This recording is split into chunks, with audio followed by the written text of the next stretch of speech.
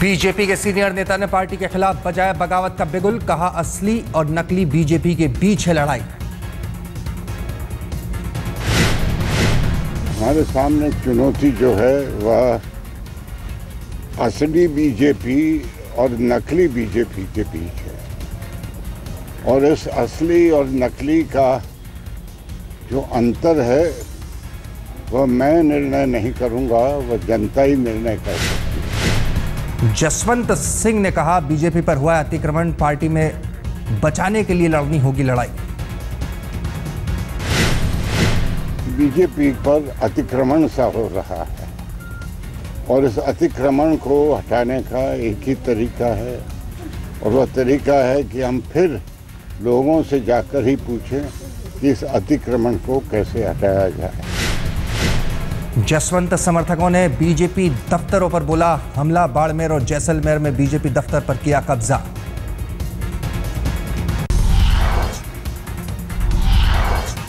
बाड़मेर से चुनाव लड़ने पर अड़े जसवंत को राजनाथ सिंह की दो टूक, कहा नहीं बदला जाएगा उम्मीदवार।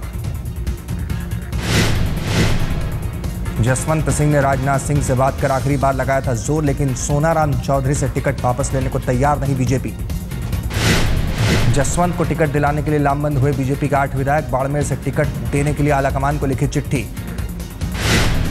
सूत्रों के मुताबिक इसी हफ्ते आडवाणी से डिनर पर मिली थी वसुंधरा, बाड़मेर से जसवंत को टिकट देने की मांग का किया था विरोध। जसवंत सिंह निर्दलीय लड़ने का कर चुके हैं ऐलान, 24 मार्च को बाड़मेर से भरेंगे पर्चा।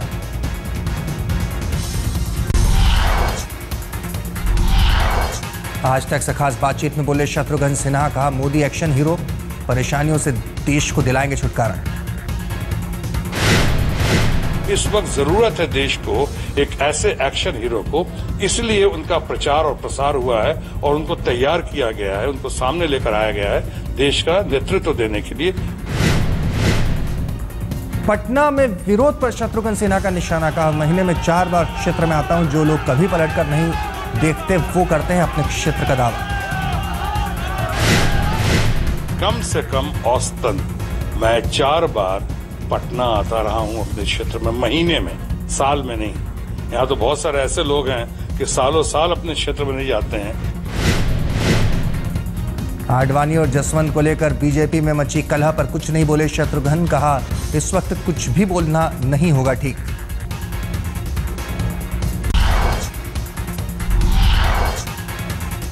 बीजेपी के पीएम उम्मीदवार के बाद अब डिप्टी पीएम का नाम भी उछाला। अकाली दल ने डिप्टी पीएम के लिए उछाला अरुण जेटली का नाम। अटारी की रैली में बोले प्रकाश सिंह बादल, जेटली डिप्टी पीएम बने तो सारा खजाना इनके पास ही रहेगा। संघ भी चाहता है अरुण जेटली बने डिप्टी पीएम, विराट कपूर ने कहा बादल के विचार से सहमत है संघ। डिप्टी पीएम की बात पर बोले जेटली, चुनाव के दौरान होती रहती ऐसी बातें, डिप्टी पीएम की उम्मीदवारी से किया इनकार। I think it's a storm in a teacup. Everybody knows that these are comments made in the course of a campaign. And as I have said, I've never been looking for positions.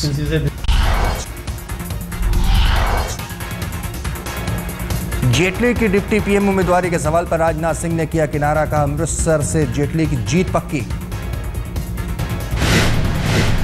वो निश्चित रूप से चुनाव जीतेंगे, अरुण जेटली निश्चित रूप से चुनाव जीतेंगे। प्राइम मिनिस्टर बनेंगे और निश्चित रूप से क्या अगली बात भी लागू होगी? निश्चित रूप से डिप्टी प्राइम मिनिस्टर। मैंने कह दिया है ना, चुनाव जीतेंगे। अकाली दल के नेता नरेश गुजराल ने भी जेटली के नाम की पैरवी, कहा बादल राज्यसभा में नेता विपक्ष सरकार बनी तो मिलेगी अहम जिम्मेदारी।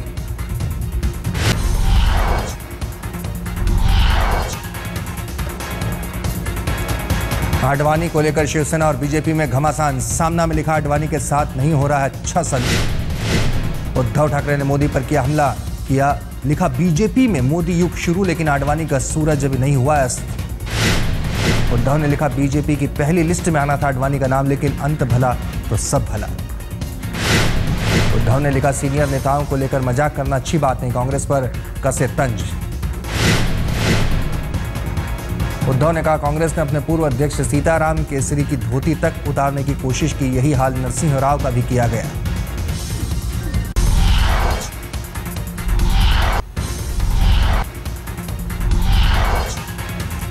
बैरिकेड कूदकर समर्थकों से मिले राहुल गांधी। राहुल के साथ थे जौनपुर से उम्मीदवार रवि किशन।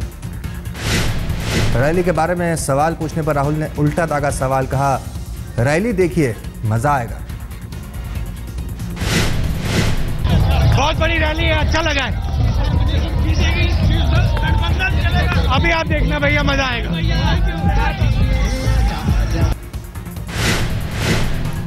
यूपी के प्रतापगढ़ में राहुल गांधी ने मोदी पर बोला हमला, कहा एक आदमी ने नहीं किया गुजरात का विकास।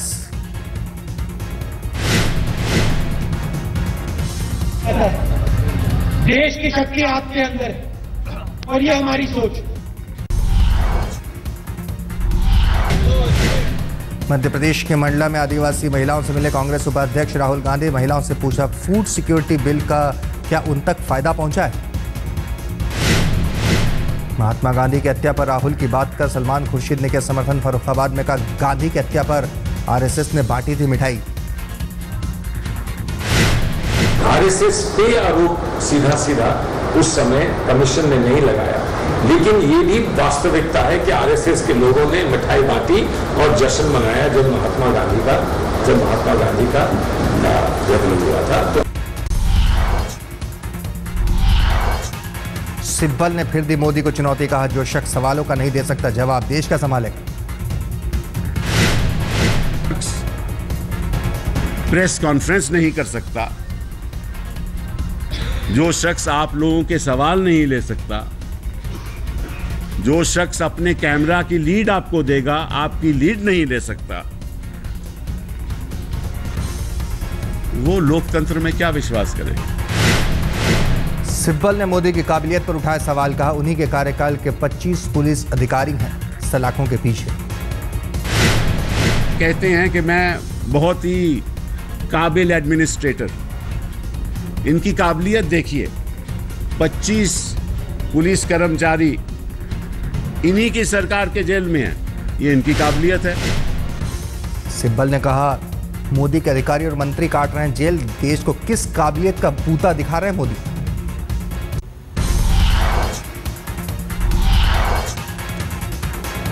कांग्रेस को बैठे बैठाए मिला हथियार। कांग्रेस नेताओं ने एक साथ मोदी पर बोला हमला। दिग्विजय ने कहा अगर देश में मोदी की लहर तो बीजेपी दल बदलुओं के सहारे क्यों लड़ रही है चुनाव। दिग्विजय ने पूछा बीजेपी के वफादारों के साथ क्यों हो रहा है भेदभाव, क्या बीजेपी और आरएसएस से बड़े हो गए मोदी।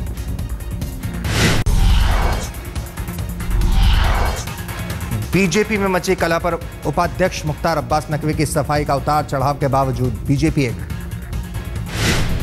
शिवसेना भारतीय जनता पार्टी का साथ जो है वो आज का नहीं है बल्कि दशकों पुराना है और तमाम उतार चढ़ाव के बावजूद हम सब एक रहे हैं। बीजेपी ने कांग्रेस पर किया पलटवार, कहा पहले नेता चुनाव से भाग रहे थे, वालाकमान दबाव डालकर उन्हें लड़ा रहा है चुनाव। Yesterday we said that people are running away from contest. Today, people are being forced to contest. Even senior leaders are being forced to contest. Nirmala Sitharaman ने कहा सोनिया ने ली कांग्रेस नेताओं की क्लास, क्षेत्र में जाकर चुनाव लड़ने का बनाया जा रहा है दबाव।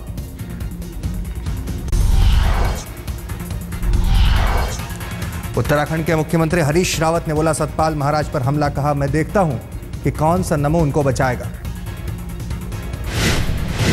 मैं माकूल जवाब दूंगा बीजेपी को, ये भूल जाएंगे। हाँ, इनको कोई नमो कोई नहीं बचा पाएगा। हरीश रावत ने किया दावा सरकार पर कोई खतरा नहीं, सतपाल या हरीश रावत का विधायक नहीं, सब कांग्रेस के विधायक।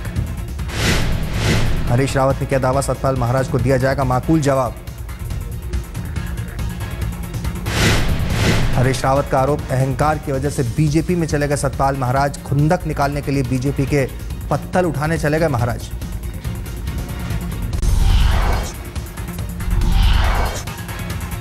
हरीश रावत ने किया दावा उत्तराखंड में ही नहीं केंद्र में आएगी कांग्रेस सरकार। सतपाल महाराज के बीजेपी में जाने से उत्तराखंड की सियासत गरमाई, पूर्व मुख्यमंत्री विजय बहुगुणा भी हुए सक्रिय। बहुगुणा ने घर पर 7 समर्थक विधायकों की बैठक बुलाई, कैबिनेट मंत्री हरक सिंह रावत भी बैठक में। निर्दलीय और बीएसपी विधायक के मोर्चे पीडीएफ की भी बैठक, बदली फिजा में आग की जाएगी हैसियत। कल सतपाल महाराज ने थामा था बीजेपी का दामन, सूत्रों के मुताबिक 6 विधायक साथ गिरा सकते हैं उत्तराखंड की कांग्रेस सरकार।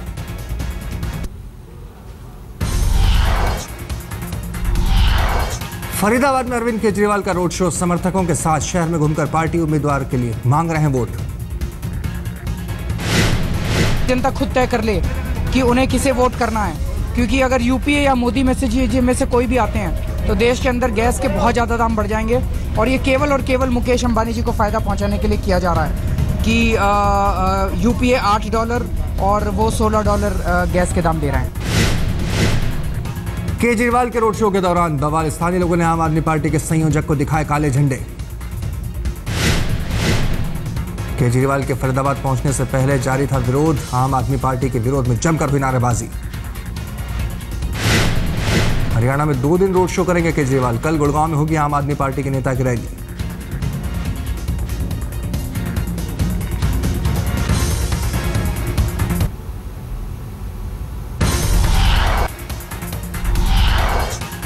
शत्रुघ्न सिन्हा की पत्नी पूनम सिन्हा ने पटना में शुरू किया प्रचार, घर घर जाकर लोगों से मांगे वोट।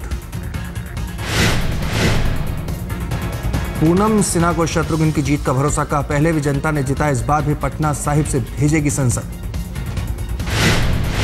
बीजेपी नेता नितिन गडकरी ने नागपुर से भरा पर्चा, समर्थकों के साथ पहुंचे थे चुनाव कार्यालय।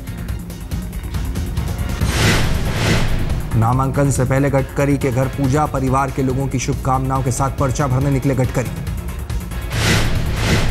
दिल्ली में मनोज तिवारी ने उत्तर पूर्वी सीट से भरा नामांकन जुलूस और गाजे बाजे के साथ पहुंचे थे नामांकन दाखिल करने।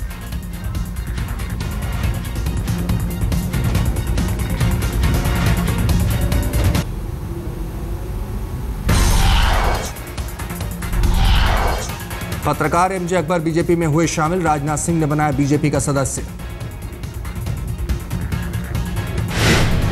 एनके सिंह भी बीजेपी में शामिल, जेडीयू छोड़कर बीजेपी में आए एनके सिंह। एमडीएमके नेता वाइको ने मोदी का किया समर्थन, का तमिलनाडु की 40 सीटों के बगैर बने देश के प्रधानमंत्री। वाइको ने जारी किया पार्टी का घोषणा पत्र, तमिल को देश की आधिकारिक भाषा का दर्जा दिलवाने का किया वायदा। प्रतिबंधित एलटीटीई की वाइको ने की खुलकर पैरवी का, सत्ता में आएंगे तो हटाएंगे बैन, फांसी की सजा खत्म होगी।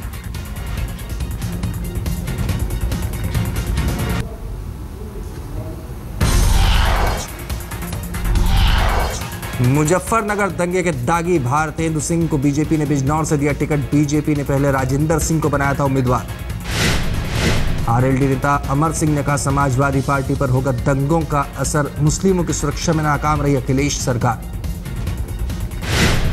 अमर सिंह ने बीजेपी से पूछा ये कैसी रामायण जिसमें रामचंद्र कह गए सिया से ऐसा कलयुग आएगा, राम करेगा राज बेचारा, दशरथ जंगल जाएगा, आडवाणी की दशा कुछ ऐसी ही।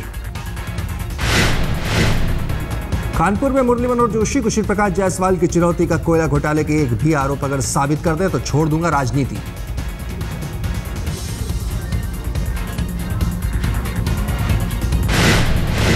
कि अगर किसी तरीके का कोई भी आरोप वो सिद्ध कर सके तो मैं राजनीति छोड़ दूंगा।